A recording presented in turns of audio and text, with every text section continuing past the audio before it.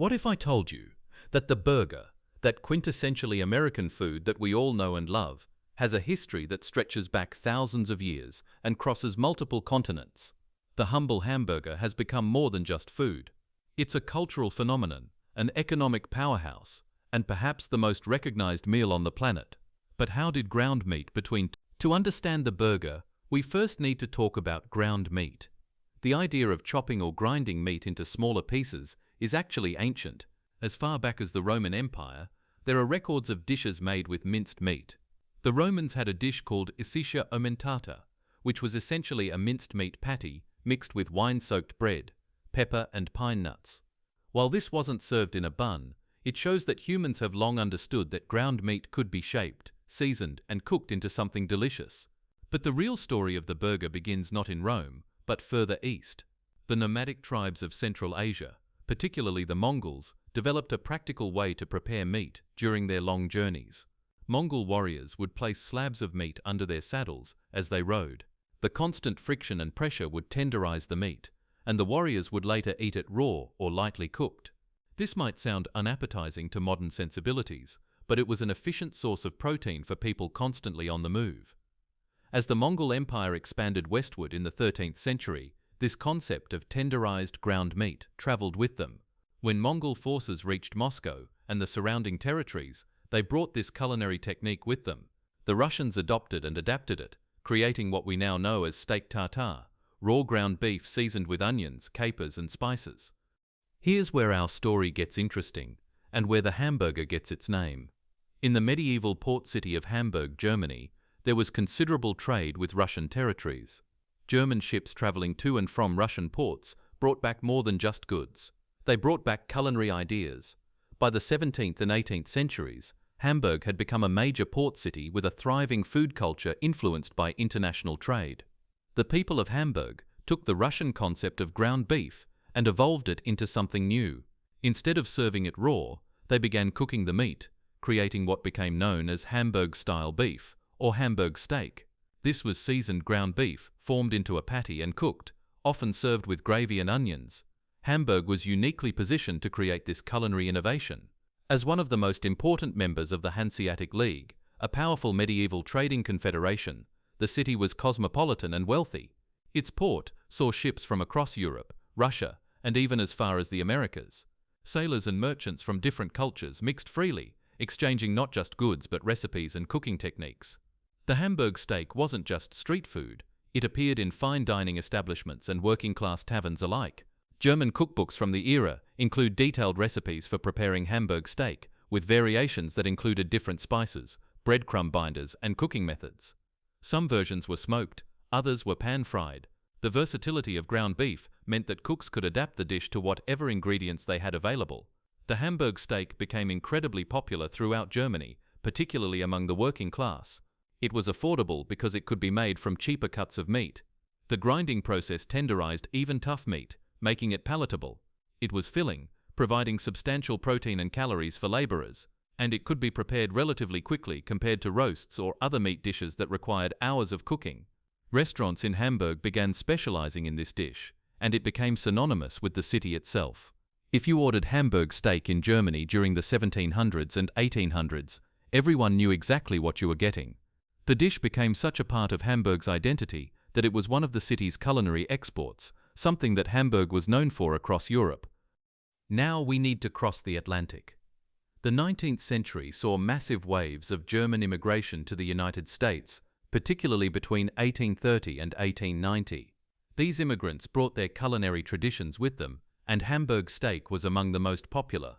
German immigrants settled throughout America, but particularly in port cities and industrial centers where jobs were available. The reasons for German immigration were complex. Political upheaval, particularly after the failed revolutions of 1848, pushed many Germans to seek new opportunities abroad. Economic hardship and limited farmland in Germany made America's promise of cheap land and abundant opportunities extremely attractive. Between 1820 and 1920, over 6 million Germans immigrated to the United States, making them one of the largest immigrant groups in American history. These German immigrants didn't just bring Hamburg steak, they brought an entire food culture, German beer gardens, bakeries, and butcher shops became fixtures in American cities. Sausages, sauerkraut, pretzels, and of course, Hamburg steak, all became part of America's expanding culinary landscape. In cities like New York, Cincinnati, St. Louis, and Milwaukee, entire neighborhoods became known as German towns, where German was the primary language and German customs dominated. In cities like New York, Cincinnati, St. Louis, and Milwaukee, German restaurants began appearing, and Hamburg steak was a menu staple. By the 1870s and 1880s, you could find Hamburg steak on the menus of even non-German restaurants throughout America. The dish had crossed over from ethnic specialty to mainstream American food. It was typically served with eggs, onions, and sometimes a thick gravy, eaten with a knife and fork as a proper dinner. Some restaurants called it Salisbury steak, after Dr. James Salisbury, who promoted eating ground beef for health reasons during the Civil War era. The popularity of Hamburg steak in America wasn't just about German immigration, it also fit perfectly with American industrialization. As more Americans moved to cities to work in factories, they needed affordable, protein-rich meals that could be prepared quickly. Hamburg steak fit the bill perfectly. It could be made in large quantities, it didn't require expensive cuts of meat, and it was substantial enough to fuel a day of hard labor. But Americans were about to do something revolutionary with this German import. We were about to put it between two pieces of bread. Here's where history gets messy, because multiple people and places claim to have invented the hamburger as we know it. Let's look at the main contenders. One of the earliest claims comes from New Haven, Connecticut. In 1900, a man named Louis Larson, who ran a small lunch wagon called Louis's Lunch, allegedly created the first hamburger sandwich. According to the story, a customer rushed in asking for something quick he could eat on the go. Larson quickly ground some beef, cooked it, and served it between two pieces of toast. Louis's Lunch still operates today, and they maintain that they invented the hamburger. But wait, there's another claim.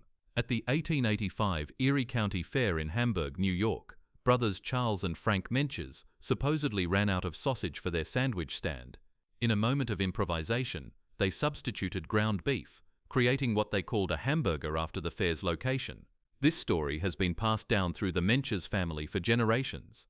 Then we have Fletcher Davis, a man from Athens, Texas, who claimed to have invented the hamburger in the 1880s and served it at the 1904 St. Louis World's Fair. His version included the meat patty on a bun, with mustard, onion and pickles, which sounds remarkably close to what we eat today. And let's not forget Charlie Negreen from Seymour, Wisconsin, who claimed that in 1885, at the age of 15, he created a meatball sandwich at a county fair, flattening the meatball to make it easier to eat while walking. He called it a hamburger. The truth is, we may never know who truly invented the hamburger sandwich. What we do know is that by the early 1900s, the concept of ground beef on a bun was gaining popularity at fairs, lunch wagons, and small restaurants across America. It was fast, it was cheap, it was portable, and it was delicious. In a rapidly industrializing America where workers needed quick meals, the hamburger was perfectly positioned to become a phenomenon. The early 1900s saw the hamburger evolve from a novelty into an American staple. Street vendors and lunch carts in major cities began featuring hamburgers prominently. They were particularly popular in working-class neighborhoods and near factories where laborers needed affordable, filling meals that could be eaten quickly during short lunch breaks. However, the hamburger had an image problem. In the early 20th century, there was widespread concern about food safety and cleanliness, particularly regarding ground meat. Upton Sinclair's 1906 novel The Jungle exposed the horrific conditions in Chicago's meatpacking plants, creating a national panic about meat quality. Ground beef, in particular, was viewed with suspicion because it was impossible to see what went into it. Many people worried that ground meat was made from scraps, leftovers, or worse. This created both a challenge and an opportunity for entrepreneurs who saw the hamburger's potential. In 1921, everything changed when Walter Anderson and Billy Ingram opened the first White Castle in Wichita, Kansas. White Castle wasn't just another hamburger stand. It was a revolutionary concept that would change the food industry forever. Anderson and Ingram understood that to make the hamburger respectable, they needed to emphasize cleanliness and quality. They chose the name White Castle deliberately. White represented purity and cleanliness, while Castle suggested permanence and strength. The restaurants were designed with white porcelain enamel and stainless steel, making them look almost like medical facilities. Everything was visible to customers. You could watch your burger being cooked. There were no secrets, no hidden preparation areas. White Castle also standardized everything. Every hamburger was the same size, cooked the same way, for the same amount of time. They were small, square patties with 5 holes punched in them, served on a small square bun. This standardization meant consistency. Whether you bought a White Castle burger in Wichita or later in New York, it would be identical. This was revolutionary in an era when most restaurant food varied wildly from place to place. The burgers were cheap too, 5 cents each. You could buy a bag of them, which led to the nickname sliders. White Castle proved that the hamburger could be clean, consistent, and profitable. By 1931, they had 115 locations, and they had legitimized the hamburger in American culture. White Castle's influence cannot be overstated. They created the template for fast food: standardization, cleanliness, low prices, and quick service. Every fast food chain that came after owes something to White Castle. The 1920s through the 1950s saw explosive growth in hamburger restaurants, driven by several factors. First, American car culture was booming. As more Americans owned automobiles, drive-in restaurants became popular. You could pull up, order from your car, and eat without ever getting out. This perfectly suited the hamburger, which was already portable and easy to eat. Chains began to multiply. Big Boy, founded in 1936 in California, introduced a larger double-decker burger. Dairy Queen, though primarily known for ice cream, added burgers to their menu. In-N-Out Burger opened in 1948 in Baldwin Park, California, installing one of the first two-way speaker systems so customers could order without leaving their cars. But all of these were about to be overshadowed by two brothers with a very efficient system. In 1940, brothers Richard and Maurice McDonald opened a drive-in restaurant in San Bernardino, California.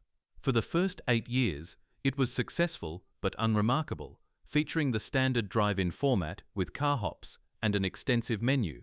Then, in 1948, the McDonald brothers did something radical.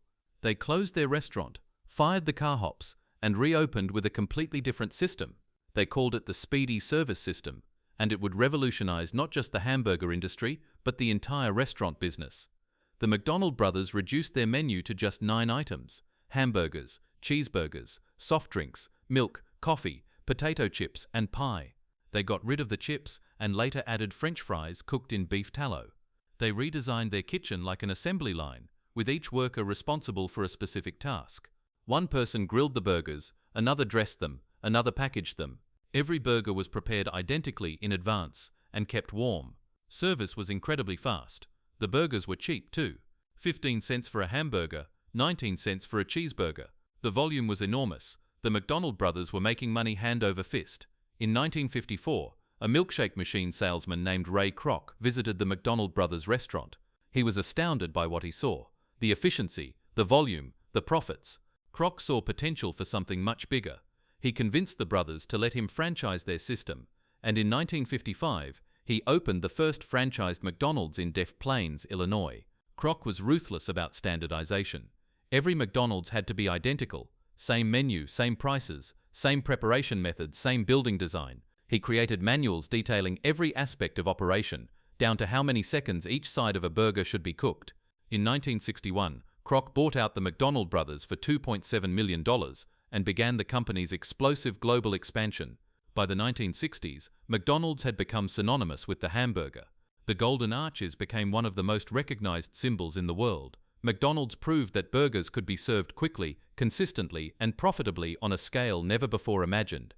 McDonald's success inspired countless imitators and competitors. The 1950s through the 1970s saw the rise of virtually every major burger chain we know today. Burger King, founded in 1953 as Insta Burger King in Jacksonville, Florida, distinguished itself by flame-broiling its burgers rather than grilling them on a flat top. They also famously let customers customize their orders with the slogan, "Have it your way," directly challenging McDonald's standardization. Wendy's, founded by Dave Thomas in 1969 in Columbus, Ohio, positioned itself as a higher quality alternative. They served square burgers made from fresh, never frozen beef. Their burgers were larger, and they offered toppings like lettuce and tomato as standard. In 1984, Wendy's launched one of the most successful advertising campaigns in history with the "Where's the Beef" commercial, which became a cultural phenomenon. The competition between these chains, known as the Burger Wars, led to constant innovation.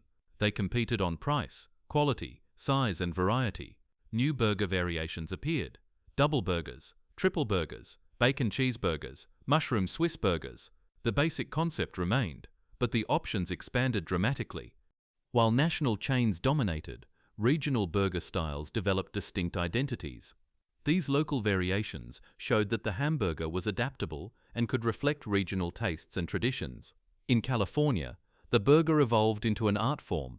In-N-Out Burger, which remained fiercely regional and family-owned, developed a cult following with its simple menu and secret ordering system. Animal-style burgers, with extra pickles, grilled onions,